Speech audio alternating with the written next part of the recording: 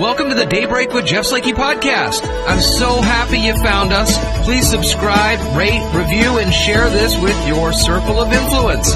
It's a collection of the interviews, news, and conversation during Daybreak with Jeff Slakey on I-Fiber 1 News Radio, KMAS, weekdays from 6 to 9. Good Wednesday morning to you. Hope you're having a good start to the day. Spencer Hughes, good morning, sir. What's going on? Doing pretty well considering I haven't had the first cup of coffee yet. Looks like it's going to be a nice day today. Man. You got to get on that. Halfway through the week. I know. Today so last week we had the day off, right? It was Memorial Day last week. Yeah, this is Monday. Moving relatively fast already this week. Yeah, I can't believe Today it. in the news, I know, it's crazy. Today in the news, the latest on the COVID numbers for Mason County. Some free parks days are coming up this weekend. We've got regional stories, and then additionally, ABC will update us throughout the morning on the nationwide protests. We had the long-form program yesterday that had a lot of good information that I missed out on. Admittedly, have not been watching a lot of national news coverage over the last few days. But that program yesterday that we mixed in between the shows, in between our conversations, there was some good, powerful audio on that one. Yeah. Oh, yeah. Absolutely. And we'll check the weather for you. It should be about 68 today. It's going to be a nice day. And today is running day, which means I'm running away from that story. I'll let Jeff do that one. I only run when I'm being chased by somebody. That's it. If a cop's chasing me, I run. No, I'm just kidding. I stop. Washington State Parks and Recreation Commission inviting the public to enjoy 3 free days at state parks in June. On these days, you don't need your Discover Pass. So the first day is Saturday in recognition of National Trails Day. The next day will be the next day, Sunday, Washington Department of Fish and Wildlife's Free Fishing Weekend. So a Discover Pass will not be required on WDFW or state park lands through the Free Fishing Weekend. But you do have to have a pass on DNR lands. The third free day will be next weekend on the 13th. It's National Get Outdoors Day. But as folks have started to venture out of their house and head out into the parks, if you need to, please just keep aware. It's probably best to stay close to home. We have beautiful parks within our county. You don't have to travel a long ways to see some beautiful vistas. Know what's open. You don't want to drive a long way, even within the county, and then you find out it's closed. Have a plan B. If there's people around, the bathrooms and the picnic shelters, 6 feet. Bring soap, hand sanitizer, and TP and stuff, which is probably something you should do anyways if you're going out to the parks. Yeah, and always then pack out whatever you pack in. These free days are great. I know there was a lot of consternation when they started charging on the Discover Pass, but our park systems nationally are so far behind. There's such a backlog that this helps our Washington State parks a fair amount. It does. Absolutely. Mason County has 36 total confirmed cases of COVID-19. 3 cases are active, 1 COVID-19 related death from Mason County. The information provided daily by Mason County and their health department. Beginning June 8th, in a few days here, all employees will be required to wear a cloth facial covering, except when working alone in an office, a vehicle, or at a job site, or when the job has no in-person interaction. Employers must provide cloth facial coverings to employees unless their exposure dictates a higher level of protection under the Department of Labor and Industry's safety and health rules and guidance. Refer to coronavirus facial covering and mask requirements for additional details.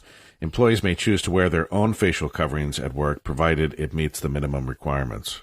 Protesters in Portland largely peaceful yesterday and last night as thousands marched across a bridge into downtown, held a massive rally. That was some of the last footage I saw before I went to bed last night. However, later in the evening, a group of several hundred people broke away and then engaged with police, who deployed flashbang grenades and tear gas. The police chief down in Portland, Jamie Resch, said on Twitter late last night protesters tried to tear down a fence protecting a police building, and then threw things at officers. The mayor in Portland's named Ted Wheeler canceled the curfew in Portland earlier yesterday because demonstrations on Monday were largely peaceful. Oh, wow. Protests have erupted worldwide over the police killing of George Floyd in Minneapolis. And you got some reports on what happened in Seattle last night? Yeah, Seattle's mayor and police chief promised a large crowd of protesters yesterday to review the department's use of pepper spray and flashbang grenades to break up a crowd of peaceful demonstrators the night before. And earlier in the day, Seattle's police watchdog agency said it would investigate the use of pepper spray Monday night to break up a fourth consecutive day of large protests over the George Floyd killing. The department insisted that demonstrators threw fireworks and tried to storm a barricade near a police station. Video posted on Reddit and Facebook showed that the chaos began when an officer grabbed a pink umbrella that a demonstrator was holding just across a barricade. Other officers nearby then began spraying chemicals, apparently. Coming up again on the show here today, we've got more conversations on things that are going on. ABC will provide us updates on the nationwide protests throughout the morning as well. ABC News, Exploring the Northwest. It's all here on a Wednesday morning, and good morning to you. From the iFiber One News Radio studios, you're listening to Daybreak. You're listening to Daybreak. It's a Wednesday edition. Good morning to you. Jeff Slakey and Spencer Hughes here with you with some regional news now. Washington Governor Jay Inslee has extended the state's eviction moratorium through August 1st. He says the intent of his order is to prevent an increase in homelessness during the ongoing coronavirus pandemic. The moratorium in place since March and extended once was scheduled to expire this week. It prohibits, with limited exceptions, residential evictions and late fees on unpaid rent. It also requires landlords to offer residents a repayment plan to catch up on unpaid rent. Federal officials say they will test all of the people detained at the Northwest Detention Center in Tacoma for COVID-19 in a filing in federal court in Seattle. Authorities said the testing at the immigration jail would be done yesterday. The action comes after immigration advocates sued to try to fee medically vulnerable detainees during the coronavirus outbreak. The Northwest Immigrant Rights Project and the ACLU had argued there's no way to adequately protect people in custody from coronavirus. The Tacoma facility can house about 1,500 detainees. The Seattle Seahawks have signed tight end Colby Parkinson, the first of the team's draft picks to sign. Seattle made 8 picks in the April draft. Parkinson was taken with the first of Seattle's 2 fourth-round selections. At 6'7", Parkinson is another tall target for quarterback Russell Wilson, especially in red zone situations. Parkinson had 48 receptions and just 1 drop in his final season at Stanford. He had just 1 touchdown last season, but had 7 touchdown catches in 2018. That's like almost a full foot taller than I am. That's about 4 feet taller than I am. Nah, come on now. 3? Come on, it's not like you're Big Ed from 90 Day Fiancé. You like that show now. You don't know that. Are you watching that show? Do you know what I'm talking about? You see that guy? I don't really watch it. It's funny. Sarah and Gingy, by the way, are so happy that you guys are watching it because they love that show. What's crazy is that in a roundabout way, they were the ones to get us to watch it. You were just, I don't even know you're just like the facilitator or something, the middleman. Say, oh yeah, Sarah's watching this show, 90 Days. It's like, I don't understand it. And you say, I don't either. Now Stephanie and I can't get enough of it. And there's like 1 million of them. Animal Crossing and that. There's the quarantine. We play Animal Crossing, and then if anybody's got good prices on turnips, hit me up on hit me up on Facebook. And then we're playing Animal, and then we watch 90 Day Fiancé, and then it's 90 Day the other way, and 90 Day Quarantine, and they're going to have a whole 90 Day channel before too long. They will. All right, good morning to you. More Daybreak is coming up. You're listening to Daybreak on iFiber One News Radio. Good Wednesday morning once again to you. Jeff Slakey and Spencer Hughes here on the Daybreak Show. Good morning, Spencer. Hey, what's going on? Good morning. Well, as we wrap up this hour here in just a little bit, looking at the day today, and it is National Running Day. Each year on the first Wednesday in June, folks across our United States participate in National Running Day. It's for folks to reaffirm their passion for running or beginners to start making this life-changing commitment. We're right around the time, a couple weeks back was Cap City Marathon. And it's funny, I saw the a picture show up on my memory, and it was a picture of me and my stepbrother running in, I think would have been our first kind of run ever, and it was the 5 miler for Cap City. And so I didn't run for a very long time, and then over the last 10 years or so, I've picked it up, and I had some goals before 30 to do half marathon or full marathon or something like that, and then I did it again at half at 40. And Stephanie has been running a lot. I've been running a lot, and it's one of the cheapest forms of exercise. All you need is a pair of shoes, and you're out the door. Yeah. Have walking's you ever even cheaper. Run a lot? Or, well, walking's even cheaper too, because you're not sweating all the time. I mean, is there any part of you that thinks running is an attractive idea?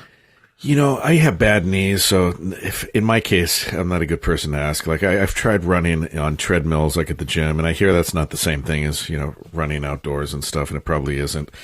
But I mainly today run in my nightmares. Like if something's chasing me. Those running dreams. Sure. Yeah. And I feel out of shape in my dreams running. So I'm just not in the shape for it, I guess. Sarah used to run a lot, and she loves running. Our oldest and youngest daughters like running. Gingy's actually thinking of getting into track in school. So it's a great form of exercise, no doubt about it. I've just never been really good at it. When I go out and run, I most often don't have any music or audio at all. I'm just kind of just left to my own thoughts. And on long runs, that can be pretty interesting. It's definitely a stress reliever. You get out there and run for a while, and you get worn out, and then the stresses of the world melt away. Thanks to the smartphones, I've seen there's a lot of apps out there now to get people starting this process. Couch to 5K. It's basically, well, you've never done anything in your life, and here is a training program for you to, in so many weeks, be able to complete a 5K, which is 3.1 miles. And those are popular. Those are popular races. This weekend actually is. We signed up for some virtual race. We're going to do a 5K this weekend for. It's called Never Say Die. It's Goonies. It's a Goonies one. Oh, wow. And we got the medal. Yeah, we got the medal, and it's the ship. Really? Is it Goonies? Yeah. Yeah. Oh, that's fun. It's Goonies weekend. Goonies weekend is this weekend. Actually, you know what I saw is Skyline Drive-In, the drive-in just outside of town, is getting ready to take reservations for the weekend. Because of phase 2, they're able to reopen, but at half capacity, 150 cars or something. Oh, okay. And they're showing Goonies and Space Jam, I think, for the next couple of days. Oh, that's fun. That was another fun movie, too. That's pretty cool. Yeah, you got to call to make a reservation, and then I think it's a $5 reservation fee to hold your spot. But once you get in, you'll get a $5 credit for the concession stand, good through the end of the year. Oh, so that's cool. That's fun. I'm glad those are reopening. Going back to the no music when you're running, that takes a lot of discipline, I think. I admire you for that on top of all the running you do, because when I did go to the gym and I did do workouts, I found that the music made the exercise a little less painful. It made the time go faster. And a lot of people get pumped up. You see a lot of people at the gym are running with earbuds on. That just tells me you're even more disciplined than most, because, do you find that you are more focused on the running and the steps and your feet hitting the pavement and the joints moving? And you have to be, right, more in tune if you're not kind of zoning out on music?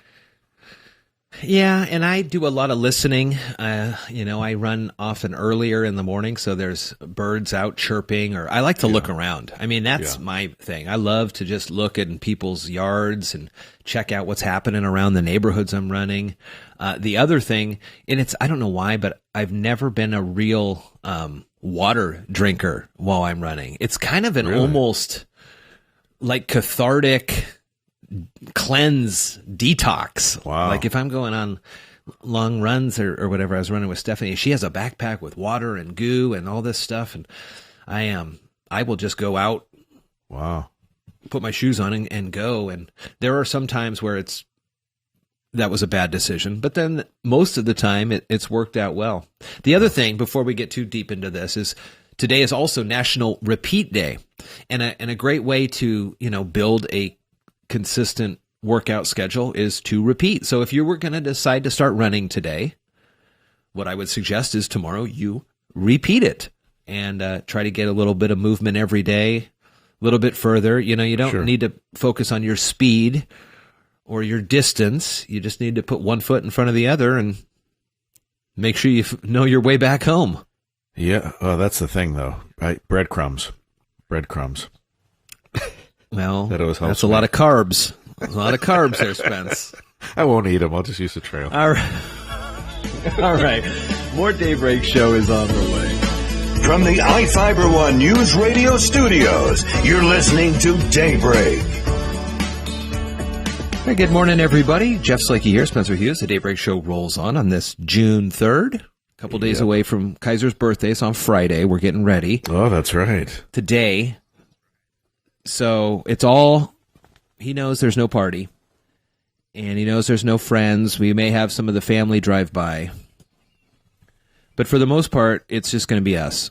And so we're going to do whatever he wants, obviously. And then junk food is the day. Oh, that's cool. So I found a recipe for a cinnamon roll. So you take like a cinnamon roll tube. And you unroll it. And then what you sprinkle on it, you sprinkle funfetti cake mix. Okay, I know what that stuff is. And then you roll it up and you put it in a pie dish. And basically it turns into a funfetti cinnamon roll coffee cake, I think. Wow, you come up with the coolest recipes and find the coolest things. I never would have thought of combining those things.